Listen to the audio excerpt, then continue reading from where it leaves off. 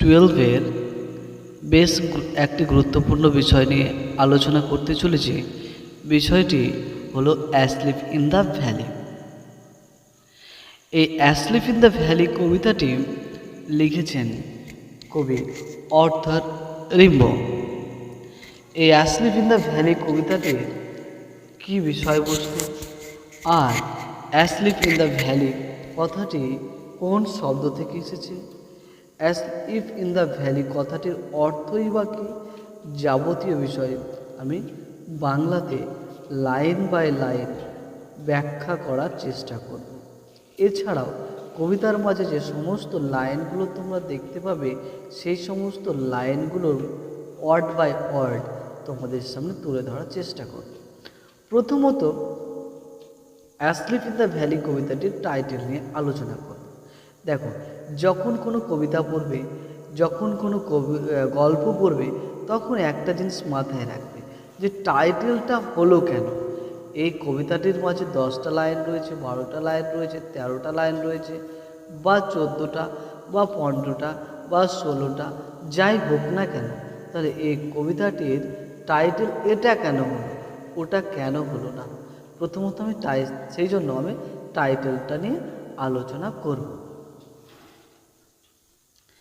আমরা যে টাইটেলটা দেখতে পাচ্ছি, এই টাইটেলটাও কবিতার প্রথম লাইনে কিন্তু উল্লেখ রয়েছে। তাহলে ফার্স্ট লাইনকে টাইটেল হিসেবে দেখা হয়েছে, অ্যাসলিপ ইন দ্য ভ্যালি। তাহলে title of the poem, the original title of the poem is লিড অর মোডাল ডু ভ্যাল, meaning the sleeper of valley. তাহলে লিড অর মোডু ভ্যাল কথাটির অর্থ হচ্ছে উপত্যকায় ঘুমন্তকারী। The English title is asleep in the valley, আর ইংরেজিতে এই টাইটেলটার অর্থই হয় অ্যাসলিপ ইন দ্য ভ্যালি। তাহলে অ্যাসলিপ ইন দ্য ভ্যালির সাথে লিড অর মোডুর ভ্যাল কথাটি কিন্তু মিলছে না। তাহলে এই শব্দটা পেলাম আমরা ইংরেজি শব্দ, কিন্তু এই লিড আর মোডু ভ্যাল কথাটি কী শব্দ, এটা আমাদেরকে একবার জানতে হবে যে এই শব্দটা কোন শব্দ থেকে এসেছে। এই শব্দটা ফ্রেঞ্চ শব্দ থেকে এসেছে, ফ্রেঞ্চ ওয়ার্ড থেকে এসেছে। তাহলে লিড আর মোডু ভ্যাল কথাটি কোন শব্দ থেকে এসেছে, ফ্রেঞ্চ, আর যার ইংরেজি অর্থ হয়ে যাচ্ছে কি অ্যাসলিপ ইন দ্য ভ্যালি। আসলে অ্যাসলিপ ইন দ্য ভ্যালি কথাটির অর্থ হইতে বা কি, বা লিড আর মোডু ভ্যাল কথাটির অর্থই হচ্ছে স্লিপার অফ দ্য ভ্যালি, উপত্যকায় ঘুমন্তকারী। বুঝলাম? তাহলে এই বিষয়টি কিন্তু আমরা বুঝতে পারলাম যে কি বোঝাতে চাইল। এবার আমরা দেখে নেব আরও ভালোভাবে। It is clear from the poem that sleeper here is young soldier.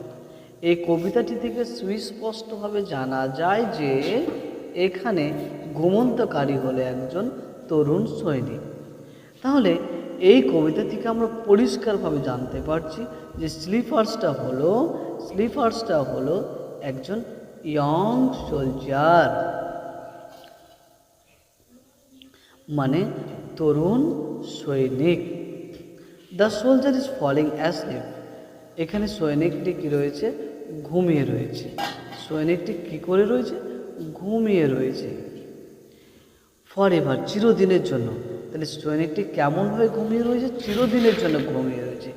Because, কারণ, is killed by the 2 bullets in his side in all. তার দেহের এক পাশটা 2টো বুলেটের গুলির আঘাতের দ্বারা সে মারা গেছে। The poet has also given a beautiful picture setting. কবি এখানে সুন্দর একটি ইমেজ বা ছবি তুলে ধরেছেন বা ছবি ফুটিয়ে তুলেছেন। দ্য ভ্যালি ইজ গ্রিন, এখানে উপত্যকাটাকে বলছে সবুজ। তাহলে আমরা প্রথমে এখানে বুঝে নিতে পারছি যেখানে একটা ন্যাচারাল বিউটি কিন্তু কতক নিয়ে আসছে। Green as a topic. Green হচ্ছে একটা প্রকৃতির অংশ, ন্যাচারের একটা অংশ হচ্ছে কি এ গ্রিন। আর কি বলছে, and silver stream is flowing through the valley, এবং রূপলী নদীর জলধারাটি যেন উপত্যকার মধ্য দিয়ে প্রবাহিত হচ্ছে। আর কি রয়েছে, দেয়ার ইজ ফার্ন সেখানে দেয়ার ইজ ফার্ন, ফার্ন মানে যে ফার্ন গাছ, সেখানে ফার্ন গাছ রয়েছে। We found flowers around him, আমরা তার আশেপাশে যেন ফুলের গাছও দেখতে পাচ্ছি, ফ্লাওয়ার্সও দেখতে পাচ্ছি।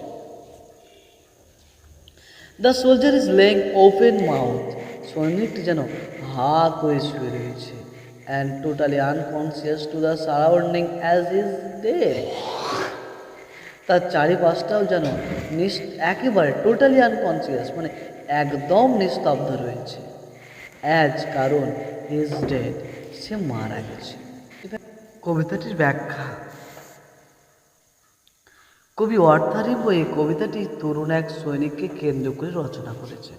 তাহলে আমি টাইটেলটা পড়তে গিয়ে কিন্তু এই বিষয়টি আলোচনা করেছি যে এই কবিতাটি কাকে সম্বোধন করে লিখেছে। একজন ইয়ং সোলজার, তরুণ এক সৈনিককে কেন্দ্র করে রচনা করেছেন। তরুণ সেই সৈনিক কোনো যুদ্ধে আহত হয়ে মৃত্যু অবস্থায় পড়ে রয়েছে সুন্দর একটি উপত্যকায়। কবিতার শুরুতে কবি প্রকৃতির সৌন্দর্যের কথা উল্লেখ করেছেন। একটি চিরহরিত সবুজ উপত্যকা যেখানে রয়েছে ছোট্ট মন্থর জলধারা। তাহলে এখানে আমরা টাইটেলে এই বিষয়টাও দেখতে পেলাম যে সেখানে কিছু ন্যাচারাল বিউটি রয়েছে, যেমন উপত্যকাটা সবুজ গ্রিন। এছাড়াও যে সিলভার মাউন্টেন যে স্ট্রিম, সে নদীটিও যেন মন্থর গতিতে বয়ে চলেছে, মানে প্রকৃতির যেন কোনো একটা অংশ কবি বাদ দেননি। প্রায় যে সমস্ত জিনিসগুলো সৌন্দর্যের প্রতীক, প্রকৃতির মধ্যে যেগুলো সুন্দর, সেই সমস্ত সুন্দর জিনিসগুলোকে তিনি কিন্তু তুলে ধরেছেন। তো এখানে সে বিষয়টি বলল যে কবিতার শুরুতে কবি প্রকৃতির সৌন্দর্যের কথা উল্লেখ করেছেন। একটি চিরহরিত সবুজ উপত্যকা যেখানে রয়েছে ছোট্ট মন্থর জলধারা, চারিদিকে নিবিড় শান্ত পরিবেশ। ছোট্ট সেই নদীর জলধারা থেকে সোনালি আভা পড়ছে তীরের ঘাসের উপর। সূর্যরশ্মিতে চারিদিকে আলোর ছড়াছড়ি। তারই মধ্যে এক তরুণ সৈনিক মুখ উন্মুক্ত অবস্থায় পড়ে আছে। মনে হচ্ছে সে গভীর নিদ্রায় আচ্ছন্ন। তাহলে এমনভাবে ঘুমিয়ে রয়েছে সে যেন প্রচুর টায়ার্ড হয়ে গেছে, এতটাই টায়ার্ড যে তার ঘুমটা যেন গভীরভাবে এসেছে। সে যেন চেতনা পাচ্ছে না, অবচেতন অবস্থায় রয়েছে। কিন্তু এখানে অ্যাকচুয়ালি আমরা দেখতে পেয়েছি সে ঘুমিয়ে নেই, সে কিন্তু ফর এভারের জন্য ঘুমোচ্ছে, মানে চিরদিনের জন্য ঘুমোচ্ছে। মানুষ চিরদিনের জন্য তখনই ঘুমোয় যখন মানুষ আর জীবিত হওয়ার রাস্তা থাকে না, যখন মানুষ তার জীবন আর এই পৃথিবীতে থাকে না, যখন সে মারা যায় তখনই একমাত্র সে চিরদিনের জন্য ঘুম পাড়ে। তাই এখানে কবি এই কথাটাই বলতে চেয়েছেন।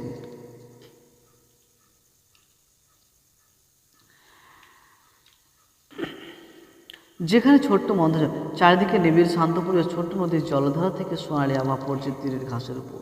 সূর্যরশ্মি চারিদিকে আলোর ছড়াছড়ি, আর তারই মধ্যে এক সৈনিক মুখ উন্মুক্ত অবস্থায় শুয়ে পড়ে আছে। মনে হচ্ছে সে গভীর নিদ্রায় আচ্ছন্ন। তার মাথার নিচের লতা পাতাগুলি বালিশের মতো দেখে মনে হচ্ছে, কিন্তু সূর্য সিক্ত সবুজ ঘাসের উপরে শুয়ে তার শরীর রং বিবর্ণ। তার পায়ের পাতাগুলো রয়েছে ফুলের মধ্যে, দেখে মনে হচ্ছে ছোট্ট একটি নিষ্পাপ শিশু গভীর নিদ্রায় আচ্ছন্ন, যার হাসি মৃদু ও ছলনাহীন। তাই কবি ঈশ্বরের কাছে প্রার্থনা করছেন যেন তিনি তাহার খেয়াল রাখেন, তার যেন ঠান্ডা লেগে না যায়, কোনো পতঙ্গের গুঞ্জনে যেন তার ঘুম ভেঙে না যায়। এবং সবশেষে কবি এটাও বলেছেন যে সূর্যের আলোয় তার দুই হাত বুকের উপর রেখে নিবিড় শান্তিতে সে ঘুমন্ত, এবং তার দুই পাশে দুইটি লাল গর্ত, অর্থাৎ সে গুলিবিদ্ধ, বুলেটের গুলি গর্ত করে দিয়েছে তার শরীরে, অর্থাৎ সে আর বেঁচে নেই। এবার আমরা এই কবিতাটি অ্যাসলিপ ইন দ্য ভ্যালি কবিতাটি লাইন বাই লাইন আলোচনা করব। এর অর্থ আমরা এই একটি লেকচারের মাধ্যমে জেনে যাব।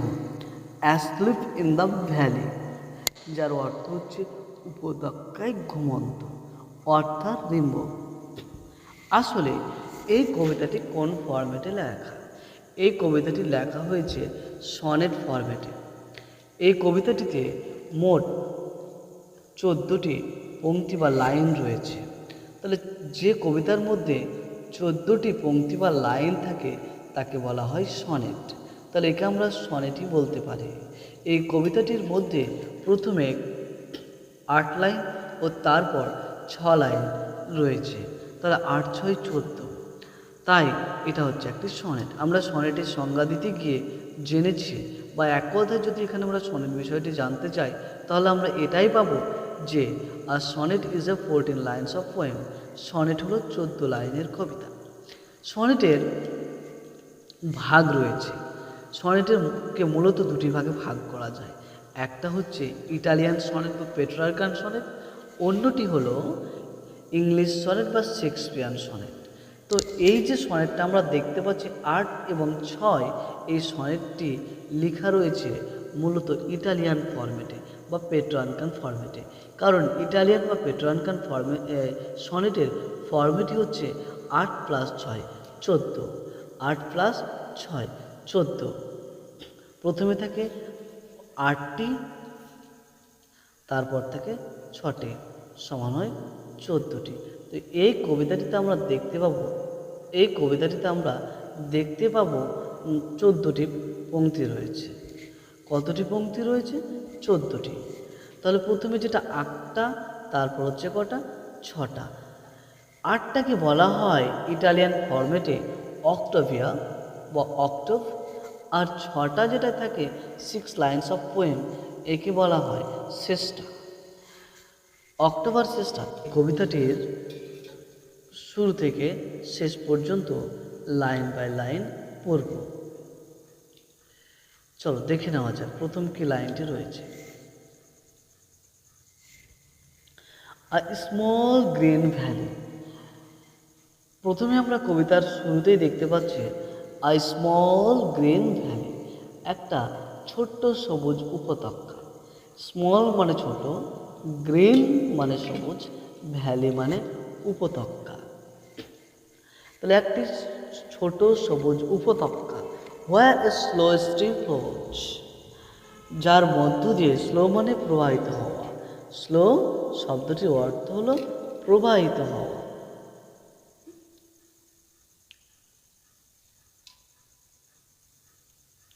তাহলে যেটার মধ্য দিয়ে কি হয়েছে? প্রবাহিত হয়েছে। যেটার মধ্য দিয়ে প্রবাহিত হয়েছে। কি প্রবাহিত হয়েছে বলো? একটি ছোট নদী। যেটার মধ্য দিয়ে প্রবাহিত হয়েছে একটা ছোট নদী। তাহলে I small green valley where a slow stream flows, একটা সবুজ ছোট্ট উপত্যকা যার মধ্য দিয়ে একটি ছোট নদী প্রবাহিত হয়েছে।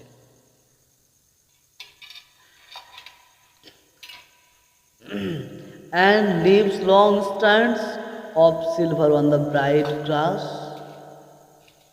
এখানে আমরা লিভস শব্দটার অর্থ পেয়ে যাব পাতা, গাছের পাতা। স্ট্র্যান্ডস মানে হচ্ছে তীরভূমি বা তীর, সিলভার মানে রূপলি, ব্রাইট মানে উজ্জ্বল বা সুন্দর, গ্রাসেস মানে হচ্ছে ঘাস। তাহলে আমরা পেয়ে গেলাম এই শব্দগুলোর অর্থ। তাহলে কি বলছে? And leaves long stands of silver on the bright ঘাস, উজ্জ্বল রূপলি ঘাসের তীরের উপরে দীর্ঘ সময় ধরে সেই পাতাগুলো পড়ে রয়েছে। From the mountain top stream the sun rays, sun rays মানে সূর্যরশ্মি, সানরেজ মানে হচ্ছে সূর্যরশ্মি। কি বলছে তাহলে? From the mountain top, mountain top মানে হচ্ছে পাহাড়ের চূড়া, স্ট্রিম মানে প্রবাহিত হওয়া, দ্য সানরেজ তাহলে পাহাড়ের চূড়া থেকে সূর্যরশ্মি প্রবাহিত হচ্ছে। আর কি করছে? দে ফিল দ্য হলো ফুল অফ লাইট। হলো মানে হচ্ছে ফাঁকা জায়গা।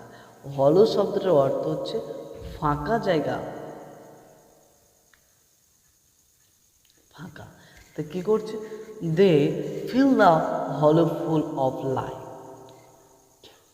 তারা ফাঁকা জায়গাটিকে আলোয় পরিপূর্ণ করছে।